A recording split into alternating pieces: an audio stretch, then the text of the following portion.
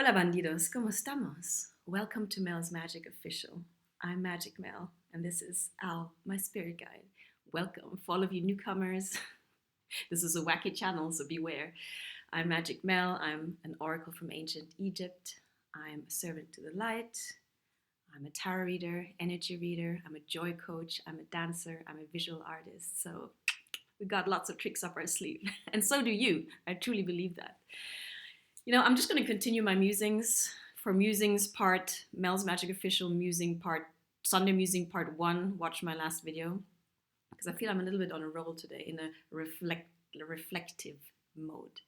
So why not? And I need to remind myself that quite selfishly, this channel is about me and sharing my voice, being authentic in what I share, in the hope, let's put it that way, that my authenticity will attract the right viewers. But I let that go. I'm no longer operating from this paradigm of having to do something in order to gain someone else's approval. Don't you agree that we're done with that? That's a beautiful thing. I told you, reaching 40, maybe it's an age thing or whatever, maturity thing, that releasing ourselves from this baggage of what other people think. That really has to do with freedom too. Remember we spoke about freedom? Freedom from other people's opinions. Because we realize it's just that. It's another person's opinion. Might be valid, but I don't depend on it. So my self-worth does not depend on it anymore. And that really liberates us. Because I wasn't like that before. I used to do things all the time to people please, to prove my worth, to show that I'm worthy, to show that I'm good. And it's exhausting. It was exhausting. And that's something I value too. Just being good with me. I'm not saying necessarily to be on my own, but to be okay with myself, the relationship I have with myself. And that is something we need to rescue really from the 3D matrix. Come back into our own energy, our own body, our own being, and realize that we are creating reality, in that we don't need to outsource our sense of worthiness from outside anymore. That by looking within, really a lot is there, if not everything. I keep on saying, I'm not an absolutist anymore. For example, I correct myself like, okay, you can provide everything for yourself. No. Again, coming back to that metaphor of being a brick in the wall of a cathedral, a thread in the weave of the large humanity, we are important, but we are important in relation to our context, in relation to the larger weave. The fallacy of the 3D matrix, of the patriarchy, of this old paradigm is that we think we are this separate self that is isolated from the rest of the world. But just taking a small pause and just taking stock of your day, in the people you interact with, we depend on everyone else. We depend on the earth to provide nourishment for us. We depend on the internet. We depend on all of these people who are doing stuff for us that we probably don't even realize who they are.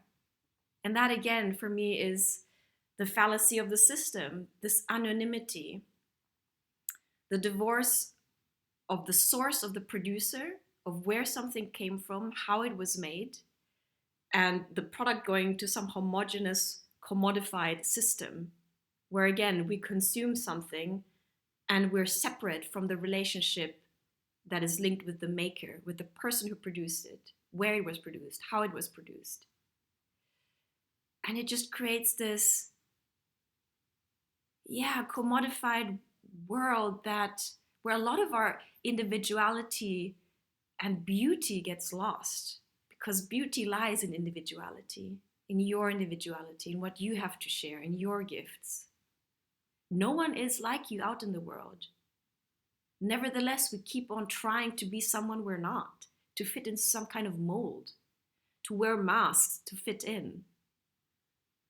So really now is the time to take off these masks and liberate ourselves. And the liberation is intimately linked with reconnecting with ourselves first. And by reconnecting with ourselves, we realize that we're connected to everything else, that nothing is out of context, really.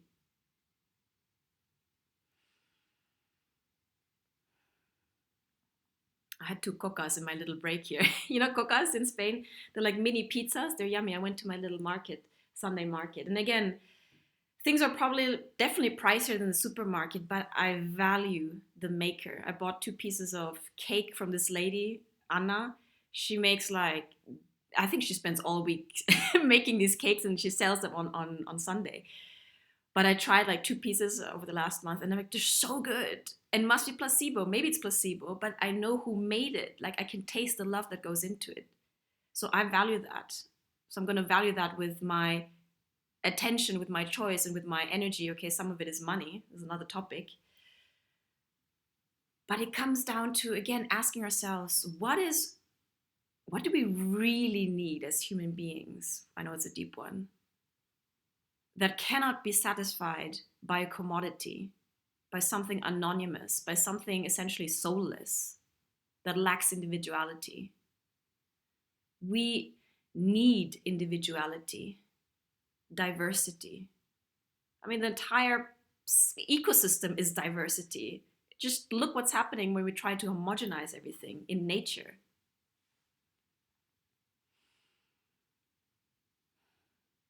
So I have personally extricated myself, although I'm reading Eisenstein, but he sounds sane. You know, when you read something and it just makes sense, he speaks from the heart. I feel like I hear his intellect, but I hear his heart also. And that's again something we need to reconnect to, our hearts. We're so in the mind. Everything has been conceptualized and abstracted in the mind. And I guess it shows the potential that comes from the vastness of our mind, this machine, incredible machine.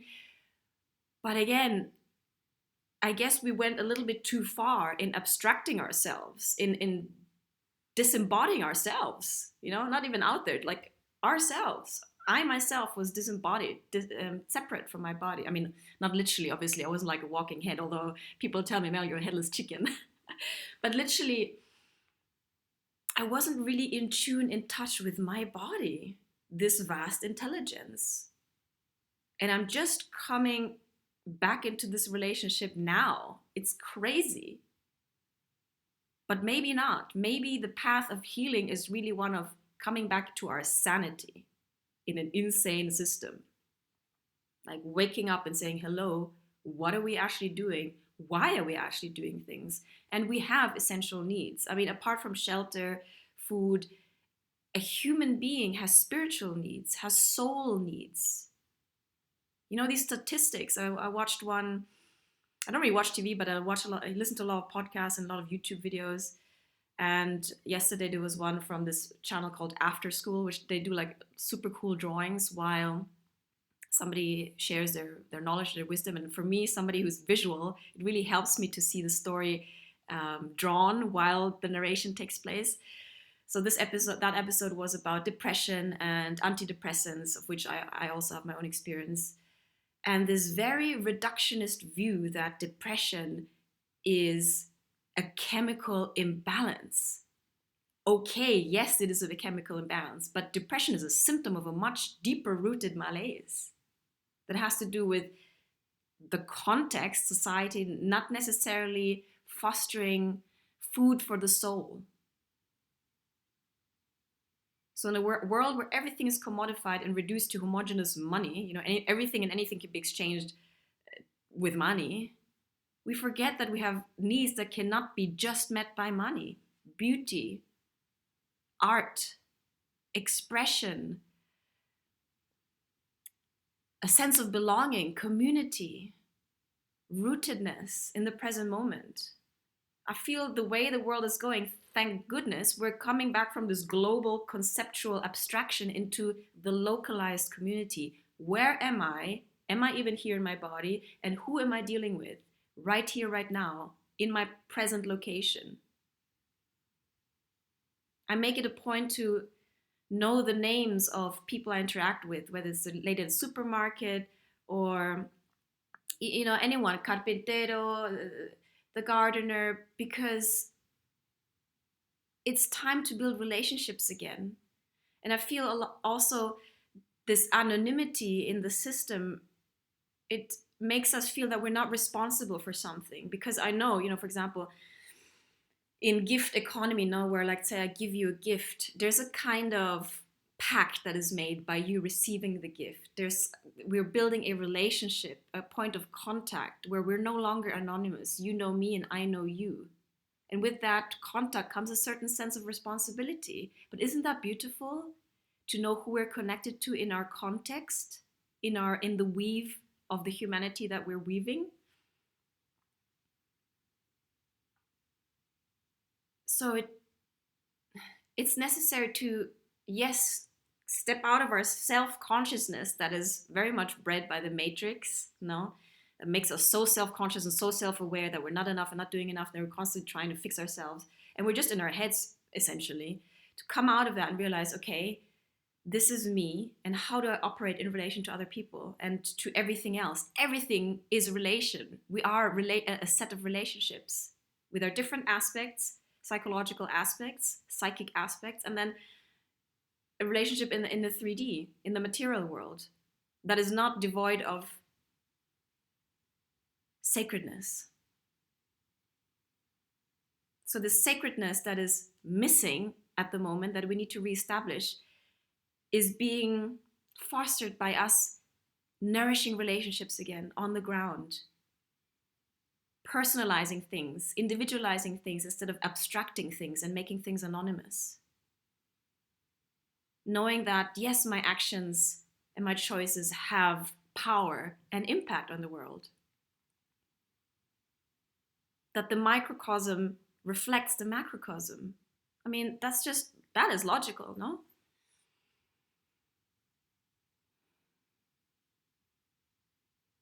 So coming back in touch with ourselves and our own gifts that we can then share with the world. That is the vision. I don't think, not only mine, Eisenstein's, everyone, there's a lot of people, we have a different vision because we value things, we go back to the roots, being radical, going back to the roots and really asking ourselves, what is of real value here? What do we really need? And in this age of abstraction, we need individual gifts again to be shared. Connections, relationships, community. Back on the ground, not escaping ourselves into the mind, into abstraction, into spirit. And I was like that, always escaping myself. It takes courage to really be here, to really say yes to life, to say yes to this body, to this embodiment, incarnation, and make the best out of it. And again, not coming from a sense of lack, but saying, yes, I trust. I know that life is beautiful. I know that so many adventures are there to be lived. And yes, I will die at some point, but doesn't that fact make my life much more, highlight my life even more, the preciousness of my life? Because it will end in this form at some point. So why not fully commit to life? Fully commit to love, fully commit to our passions. Not just tiptoe around, not just one toe in, one toe out. I was like that before. But it creates a split in energy. We're fragmented in so many ways. Psychologically, in our consciousness, in our body, coming back into wholeness, recollecting our mind, our spirit, our body, right here, right now, into one being. That is really the work. Being a presence, coming back into our own energy field, protecting our energy, managing our energy. That is the work. It is a homecoming. Since I guess my context, family context, we've always been travelers. My parents traveled a lot. We were always on the go. And then I lived in, I don't know how many countries now, Spain, England, Germany, Thailand, then a little bit in Philippines, like 5 countries. But although I did feel I could relate to almost every country in one sense because it brought out a different aspect of myself, but the true homecoming was the homecoming back to myself. The thing that I was always missing and looking for, although I didn't even know that I was looking for that. That is the work. And with it comes this sense of groundedness and peace. I mean, literally, it's a sigh of relief to come home to yourself. To know that you actually don't need that many things, that running after these things or accolades or people was just a bandage that never really brought true satisfaction, the true satisfaction of being connected with yourself and the divine. Because by connecting with ourselves, we connect with the divine because we are divine beings. Nothing can replace the depth of that satisfaction. So a little bit on depression, of course, my depression was a chemical imbalance. Yes, of course, but we are a constant chemical imbalance in motion. Where the body is a process also. We're never static, especially as women. There's a constant fluctuation of hormones and chemicals, and digesting food, we need chemicals. It's like a chemical process all the time. So to say it's a chemical imbalance only is very reductionist.